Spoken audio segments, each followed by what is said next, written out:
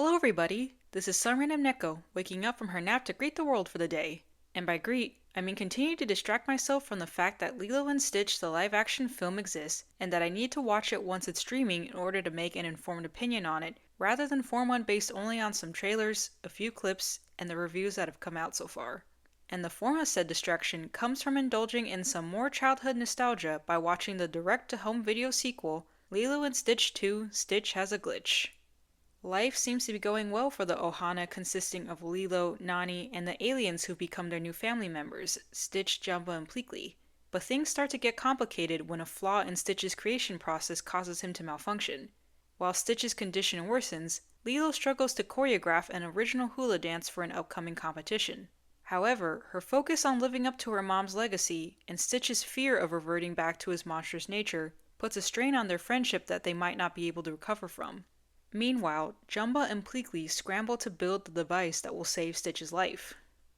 Lilo and Stitch 2 Stitch Has a Glitch tells a story that is just as heartwarming as the first film, with the focus centered on Lilo and Stitch's friendship as they go through a rough patch caused by their respective internal struggles.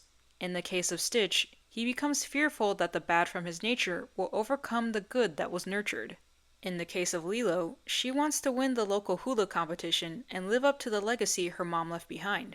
The two then clash when their lack of communication about their struggles begins to affect their friendship.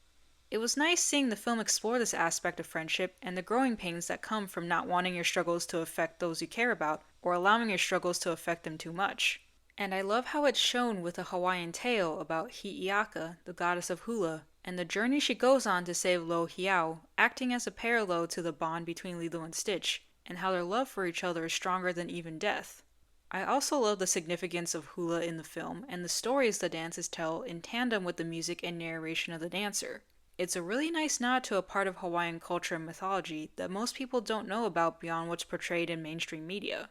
And I really like how it all ties into the theme of Ohana, which is expanded beyond just finding a place to belong, and focusing on the importance of love and support and helping each other overcome challenges together.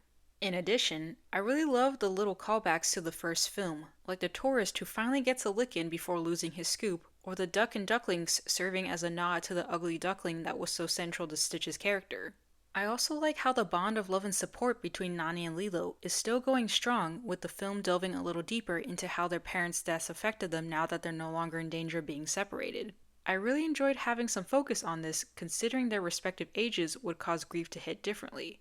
And I also appreciate how there's a reasonable explanation for why Stitch began to glitch, with the scene also serving to somewhat deepen the familial affection Jumba has for Stitch. In regards to production, it's still great with all the same hallmarks of attention to detail, fluid movements, water-painted backgrounds, and more that were in the first film. Stitch looks even more adorable than before, and the must-protect instincts really kick in whenever he has a vulnerable moment. The art and animation seems cleaner, more detail-oriented, and more colorful as well, though the sequel did come out a few years after, so it makes sense for the quality to improve. And I love how because of this boost in quality, there's more detailed movement with the hula dancing, which is great considering the plot's focus on it. I also like how they differentiate the way each character moves through the dance, as they each have different heights and body structures, but they all look as graceful as the waves when in motion, and it's just really nice to watch. The soundtrack is also still good, with another great original song, Always, added to the roster. The song is basically the theme of the film, and meant to tie Lilo and Stitch's friendship to the tale of Hi'iaka and Lohiau, since this is a song Lilo uses for her original hula dance. Also, interestingly enough, Davy Chase didn't voice Lilo in this film, so Dakota Fanning was tagged in to voice Lilo instead. And while she does a good job voicing Lilo, Davy's voice will always be the one I hear whenever Lilo speaks, as it just fits better. Also, Stitch's speech evolved to be more human-like instead of being majority alien babble, and I didn't know how to feel about that at first, but it does start to grow on you the more you listen to it. Now, as is customary with most Disney direct-to-home video sequels, Stitch Has a Glitch has quite a few issues with the story that prevent it from being anything more than a midquel. Some of those issues are small, like how long it took Lilo to realize something was wrong with Stitch, and how dismissive she was of his efforts to be good. I understand the first is because Myrtle hit a sore spot, making Lilo become emotionally vested in the competition, but her dismissal and how quick she was to assume the worst of Stitch felt a little odd and out of character considering everything that happened in the first film. Then some of the issues are medium-sized, like Jumba and Pleakley hiding what's going on with Stitch, and Pleakley's investment in David and Nani's relationship. The first is never really explained, except maybe they were trying to fix the issue without anyone knowing so as to not cause panic. And the second feels like Pleakley just decided to meddle just because. Like, I could see him coming across relationship advice articles while looking up women's fashion and wanting to share it, but the investment in helping David out with Nani just randomly happened. And while it's probably meant to serve as humor to contrast the seriousness of the main conflict, it still felt like an out-of-place storyline to have.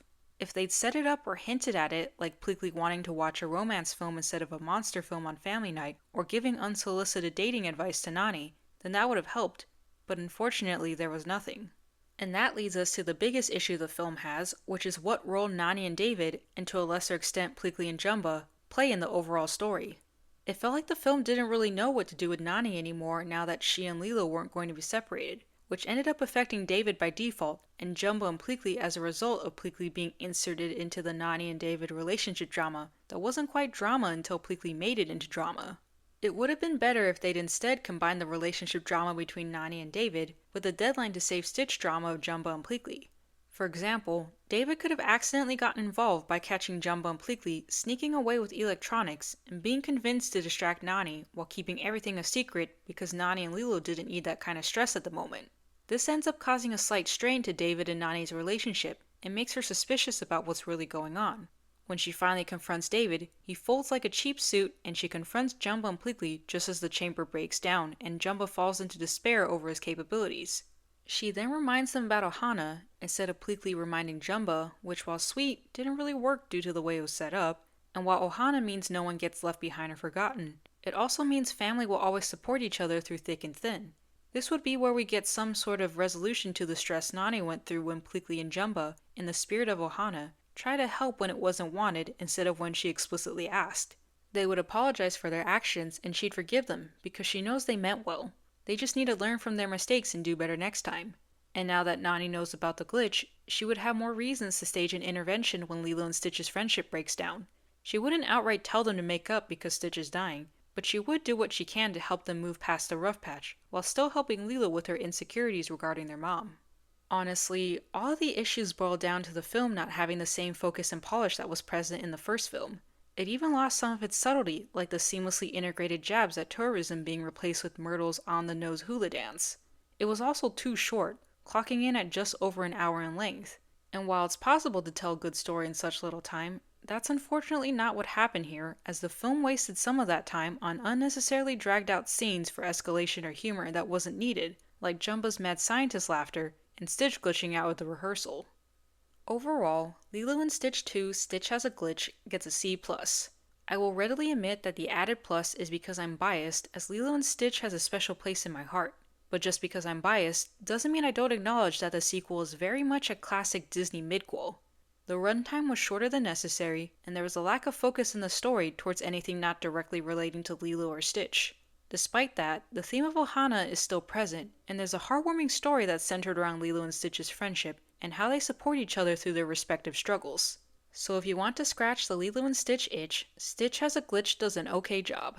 However, Stitch the movie and Lilo and Stitch the series can do the same thing, and kind of do it better to be honest.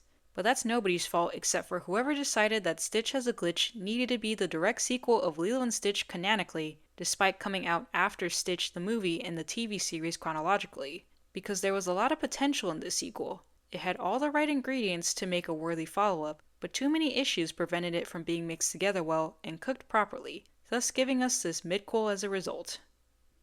I hope you guys enjoyed this video. Reminder that this is just my opinion, so you can take it with as many grains of salt as you want. I don't mind either way, and would love to know your thoughts in the comments section down below. Please feel free to like, subscribe, and comment which film you'd like me to give my 2 cents about next. This is some random Neko, going off to take a nap now. Don't forget to keep calm and just meow.